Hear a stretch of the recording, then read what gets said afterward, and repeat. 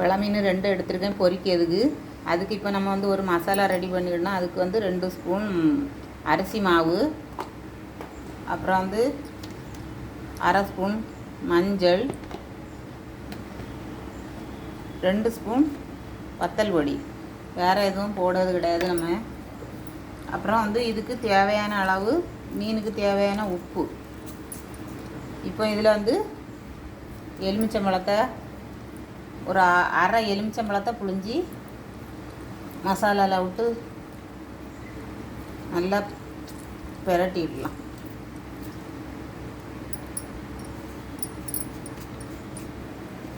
மசாலா நல்லா மிக்ஸ் பண்ணியாச்சு. இப்போ நம்ம அந்த மீனில் நல்லா இதை பிரட்டிடலாம். பிரட்டி ஒரு அரை மணிக்கூர் அப்படியே ஊற வச்சு அதுக்கப்புறம் நம்ம பொரிக்கணும். இப்போ மசாலா வந்து நம்ம எல்லா இடமும் நல்லா பிரட்டிடலாம். ஒரு 5 நிமிஷம் நல்லா அதை வச்சு தேய்ச்சி மீனில் வந்து இப்படி லேசாக கீரல் போட்டுவிடுங்க. இப்போ மசாலா ஈஸியாக பிடிக்கும். எல்லாருமே இந்த மீன் வந்து நம்ம மீன் குழம்பு வச்சுட்டு அப்படி மீனை பொரிச்சிட்டு சாப்பிடுவோம். அது இல்லாமல் அதையும் தாண்டி நம்ம ரசம் சாம்பார் அந்த மாதிரி வச்சு சாப்பிட்டோன்னா அல்ட்டியாக இருக்கும் சாப்பாடு. பார்த்துடுங்க. அதே போல் நீங்களும் ரசமோ சாம்பாரை வச்சு இந்த மீனை இப்படி பொரித்து சாப்பிடுங்க. நான் வந்து இன்றைக்கி இதுக்கு ரசம் தான் வைக்க போகிறேன்.